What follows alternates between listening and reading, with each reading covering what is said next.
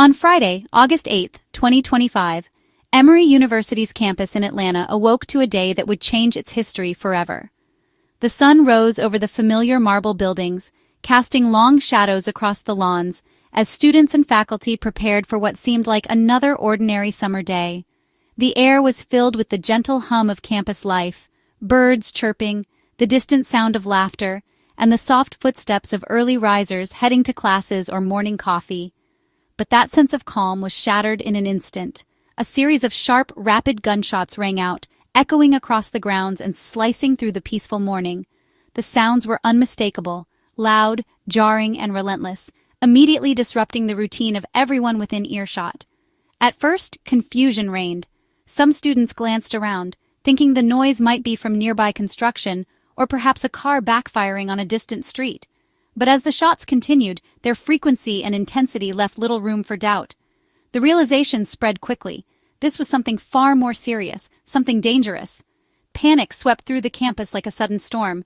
Students and faculty abandoned their conversations, their coffee cups, their books, and ran for cover. Some dove behind benches, others rushed into nearby buildings, desperately seeking safety. The ordinary routines of the day were instantly upended, replaced by fear and uncertainty. Cell phones buzzed and chimed with a flurry of frantic messages. Social media feeds exploded with rumors and speculation as students tried to piece together what was happening. In the chaos, misinformation spread even faster than the facts, fueling anxiety and confusion. Within minutes, the university's emergency alert system sent out a chilling confirmation. There was an active shooter on campus. The message was clear and urgent. Everyone was to shelter in place, lock doors, and stay away from windows. The nightmare was real, and it was unfolding in real time. Sirens wailed in the distance, growing louder as police and emergency vehicles raced toward the university. The sound of sirens mixed with the tense, heavy silence that now gripped the campus, a stark contrast to the normal bustle of student life. In a matter of moments, Emory's tree-lined paths, usually filled with laughter and conversation, became corridors of fear. Students huddled behind trees and stone walls, moving quickly and quietly, their faces etched with worry and disbelief. Inside classrooms and offices, people crouched behind desks and peered through blinds, waiting for any sign that help was on the way. The entire community seemed to hold its breath, united in fear and hope, praying that the nightmare would end as suddenly as it had begun.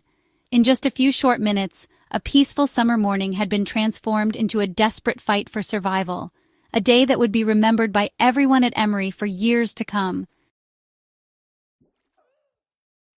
For those near the epicenter, the terror was immediate. An ordinary day on campus shattered in a matter of seconds. The overwhelming sense of panic swept through the grounds like a wave, catching everyone off guard. A graduate student later recalled how, at first, the sharp pops echoing across the quad sounded like distant fireworks, something harmless, even festive. But as the sounds multiplied, rapid and relentless, instinct took over and he found himself sprinting for cover, heart pounding in his chest. The campus erupted into chaos. Students and faculty scattered in every direction, some abandoning their backpacks and laptops, others ducking behind trees, benches, or concrete walls, desperate for any kind of shelter. From her office window, a professor watched in horror as students pulled each other to safety, some grabbing the hands of strangers, all acting on pure instinct to protect one another. Inside the buildings, lockdown protocols snapped into place. Doors were barricaded with desks and chairs, lights switched off, and blinds drawn tight to keep out any sign of movement. In classrooms and offices, people huddled together in the darkness, their faces illuminated only by the pale glow of phone screens as they texted loved ones or scrolled for updates. Every sound from outside, a distant siren, a sudden shout, even footsteps in the hallway, sent a jolt of fear through the room. Each noise was a reminder of the danger lurking just beyond the walls. The lack of clear information was agonizing. Students and staff clung to their phones, desperate for any official word, but updates were slow and confusion reigned. Rumors spread like wildfire, whispers of multiple shooters, of casualties, of chaos in other buildings. Each new rumor deepened the fear and uncertainty, making it impossible to know what was true. Yet in those darkened rooms, something remarkable happened. Strangers became allies, offering comfort and reassurance, holding hands or sharing whispered words of hope. The shared ordeal created a sense of unity, a fragile bond forged in the crucible of crisis. The minutes stretched endlessly, each one marked by uncertainty and dread. Time seemed to slow, every second heavy with the weight of the unknown. When the all-clear finally came, relief washed over the campus. The shared ordeal had forged connections that would not soon be forgotten. Classmates and colleagues now bound by a moment that changed everything. The campus itself was transformed. Once a place of learning and laughter, its sense of safety was shattered in an instant, leaving behind an uneasy silence and memories that would linger long after the sirens faded. Just off campus, the crisis rippled outward. At a nearby deli, staff and customers froze as gunfire echoed from Emory. The manager locked the doors and led everyone to the stockroom, away from the windows. Huddled among boxes, they listened to sirens and checked their phones for updates. The deli, usually a place of comfort, became a makeshift shelter.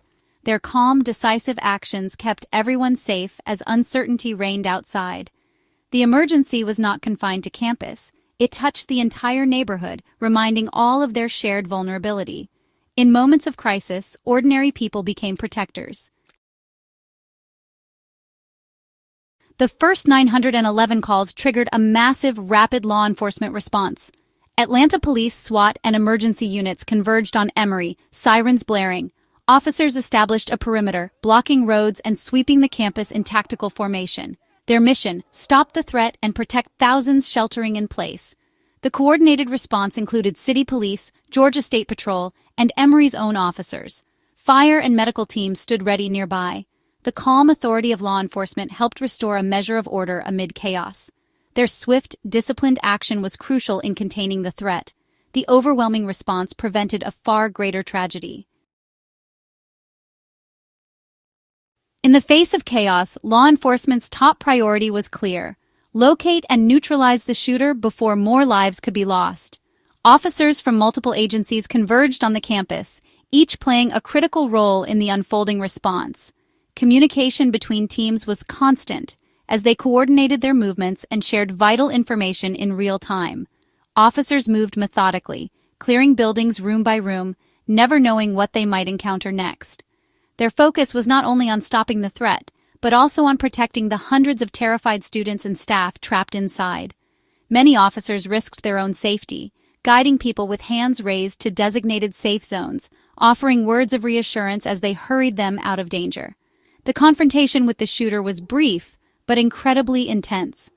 Officers acted decisively, engaging the suspect on the university grounds. In a matter of moments, the threat was neutralized, but the tension lingered as officers remained alert for any possible accomplices or additional dangers. During the exchange, one officer was injured, a stark reminder of the risks first responders willingly face in the line of duty. Paramedics rushed to provide aid, while colleagues offered support, determined to ensure everyone's safety. Even after the shooter was stopped, the work was far from over. SWAT teams continued to sweep every building, searching for anyone who might still be hiding or in need of help. Officers methodically evacuated those who had barricaded themselves inside classrooms and offices, making sure no one was left behind. Outside, relief was palpable as students and staff finally emerged from lockdown. Many broke down in tears, hugging friends and calling loved ones to let them know they were safe. The sense of fear slowly gave way to overwhelming gratitude and exhaustion. When the official all-clear was announced, a collective sigh of relief swept through Atlanta. The city, and especially the university community, could finally begin to process what had happened. At a press conference, the police chief praised the extraordinary courage of the officers and the remarkable cooperation shown by university staff and students. Their quick thinking and bravery had saved countless lives. The immediate crisis had ended, but the emotional impact was just beginning to settle in. For many, the journey toward healing and recovery would be long and difficult. The campus, though now secure, would never be quite the same. The scars of that day would linger, a reminder of both tragedy and the strength of a community united in the face of adversity. As the dust settled, the true cost of the violence became clear. The shooter was dead, a police officer was wounded and rushed to the hospital. The officer's sacrifice became a focal point for a grateful, anxious community. Remarkably, no students or faculty were physically harmed, a testament to emergency protocols and quick thinking. The psychological toll, however, was immense. the campus remained closed as investigators began their work. Students embraced outside police tape, many in tears, the sense of safety shattered. The university mobilized mental health resources, offering counseling and support. The focus shifted from physical safety to emotional healing. The wounds left by such trauma are not always visible. With the immediate threat over, the investigation began in earnest. The FBI joined Atlanta Police, launching a comprehensive inquiry into the shooting. Agents and detectives collected forensic evidence, analyzed digital devices, and interviewed witnesses. The goal: build a timeline, uncover a motive, and understand the shooter's background. Social media, emails, and texts were scrutinized for clues. The motive remained unknown, fueling anxiety and speculation. The investigation aimed not just to solve a crime, but to provide answers and closure. The findings would help the community make sense of the senseless. In the aftermath, Emory's campus was gripped by shock and unanswered questions. The central mystery, why, remained unsolved, deepening the community's unease. The shooter's identity was withheld, adding to the sense of uncertainty. Was the attacker a student, a stranger, or someone else? Each possibility unsettled the campus further. Investigators worked methodically, but cautioned that motives can be elusive.